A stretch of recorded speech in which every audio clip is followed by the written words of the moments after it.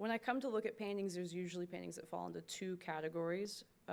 One is the type where there's image making, and then there's the type where the artist is present, and you can feel the artist being very, very present. And the way that I read Guston's work is this really interesting hybrid where it's very, very alive.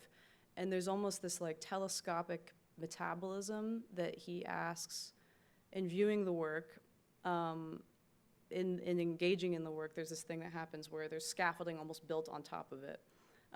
And what I mean by that is like when I view the work, I see there's the image, right? It's like everyone that's seen the show. It's like I find the image and the description of the image, and then within the weight of the scaffolding of the image, there's always this presence that he brings to the work. And it's why he was attracted to abstraction in the first place. And where in A Life Lived, that in the documentary where he says it lacked specificity, that's what he's talking about.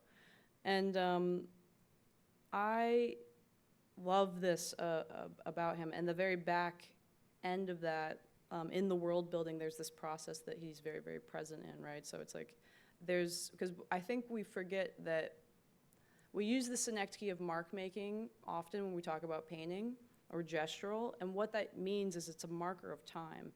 And that was very important to Guston. And that's what I appreciate a lot about what he brings to the work, is I'm thinking often about where he was, the energy and the mark of time, and his presence in front of the work.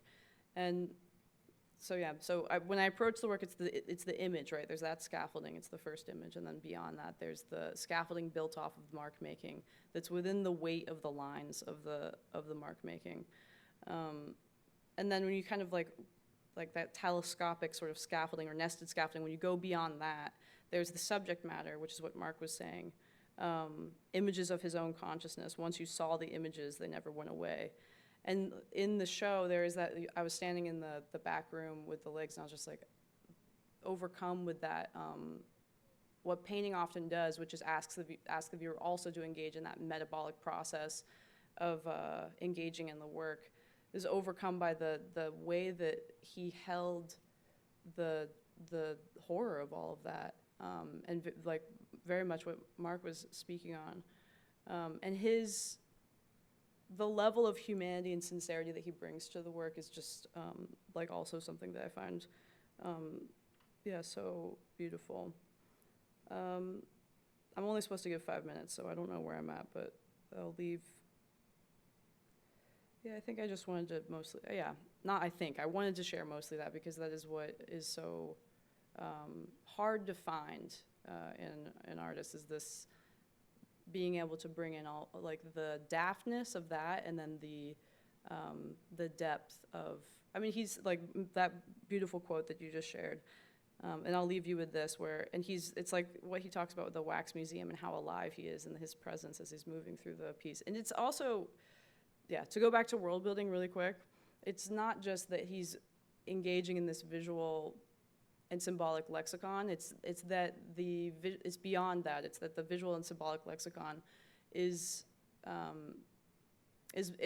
laying bare how important it was, that it didn't lack specificity, that it needed more sincerity. That is where he comes in as an avatar in his own work, in his own worlds that he's building, why the hands come up so often, which I feel like it's just obvious, but I want to just say that again, that it has so much to do with the presence, his own presence as he's moving through time, and the way that he spent time painting, and the process of painting. And and I want to leave you, I'm going to say that the quote again of what Mark just shared, and leave you with the idea of world building, but the world building being not only this consensual metabolic process that Guston is sharing with us, but that we are asked to share with him.